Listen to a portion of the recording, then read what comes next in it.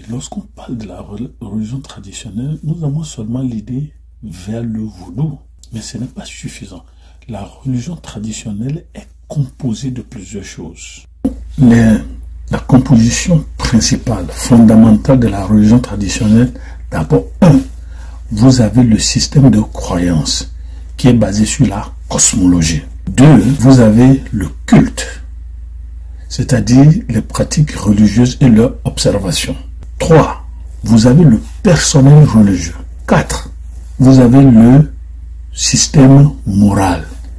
Donc lorsqu'on parle de la religion, voilà les composantes. Le système de croyance, le culte, le personnel religieux et le système moral.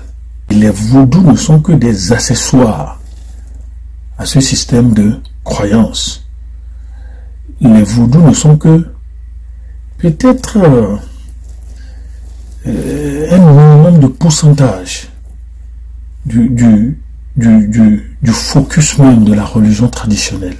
Parce qu'il y a la magie, il y a la sorcellerie, qui sont les maudits opérandi, oui, du système de la religion traditionnelle. Il y a les amulettes, il y a d'abord le système de croyance, the religious belief, or the belief system. Donc, pour nos grands-parents, le système de croyance, le système religieux est basé sur la cosmologie, logos, ou cosmos logai, l'étude du cosmos. Et les chrétiens doivent savoir que le cosmos, ça c'est une mauvaise traduction qu'on a faite là, le cosmos est inclus dans la nature. Le cosmos, c'est les zones habitables, c'est les Grecs qui ont créé ce problème. Il y a l'univers et le cosmos. Maintenant, la cosmologie vient aussi de la cosmogonie. Cosmos gonon, c'est-à-dire l'œuf du cosmos. Quel est l'élément premier qui a donné le cosmos? Et le cosmos a 3 dimensions. Vous avez l'espace, vous avez le temps, mais il y a aussi la masse. Voilà le cadre uniforme dans lequel se passent les miracles. Où Dieu peut changer le temps, changer les choses pour faire un miracle.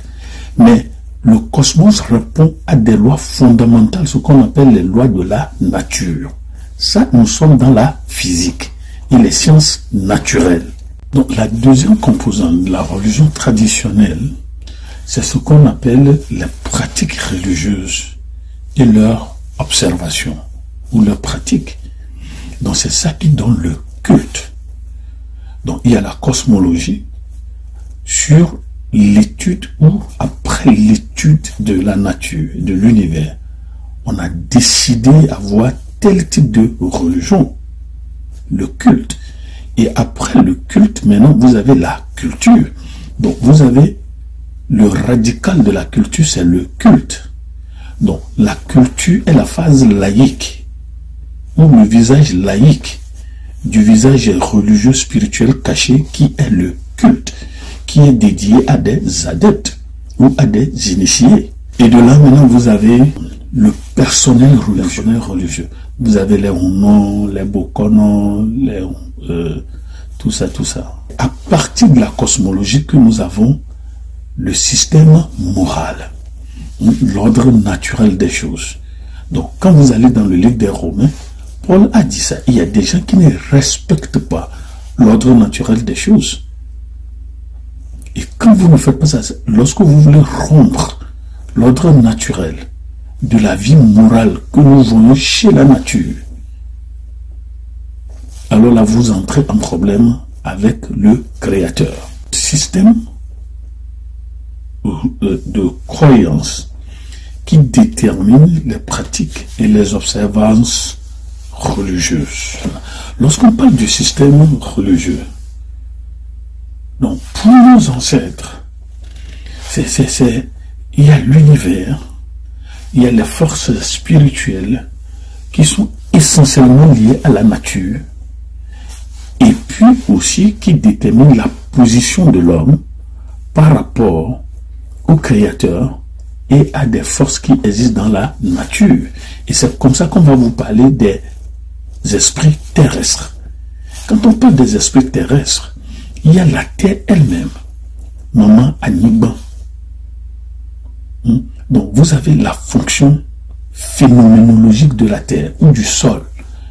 Je suis sorti du sol, je marche sur le sol, je mange du sol, tout ce que vous mangez, ça vient du sol, à part les choses synthétiques, tout ça. Mais tout ça, ça vient du sol.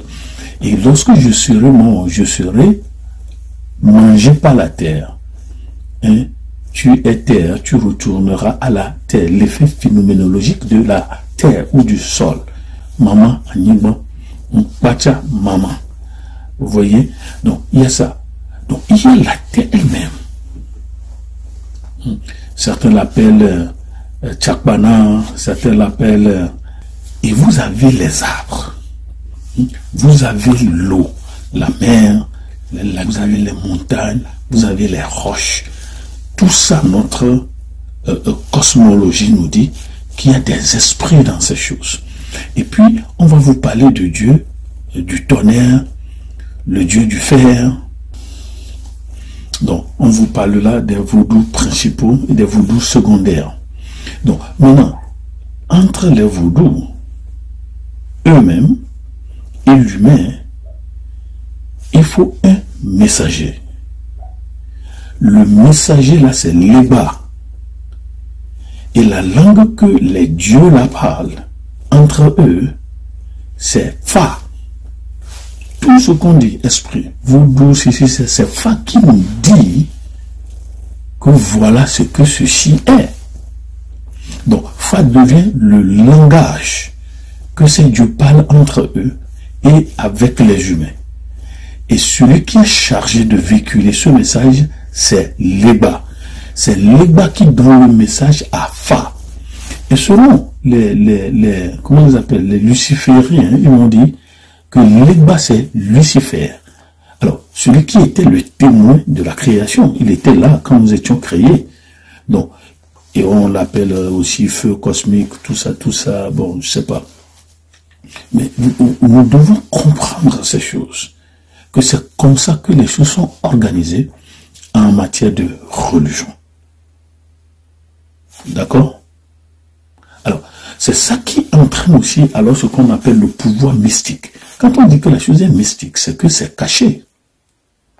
Et il faut le découvrir. Et pour découvrir cela, il faut entrer dans une autre dimension. Et c'est pourquoi vous avez les groupes ésotériques. Vous avez les groupes d'initiation, etc.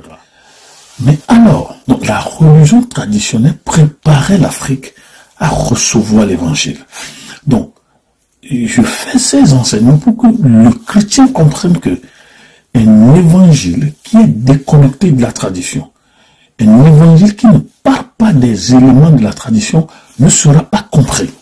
Et c'est pourquoi nous avons beaucoup de problèmes. Les gens vont à l'église, mais ils se demandent à quoi nous sert cette religion. Que veut dire cette religion? Parce que on a coupé le cordon ombilical qui devait alimenter le christianisme d'une manière naturelle. C'est avec la religion traditionnelle que nous rencontrons le christianisme à la frontière de la religion. Et c'est la religion traditionnelle que nous comprenons le mieux pour pouvoir interpréter le christianisme.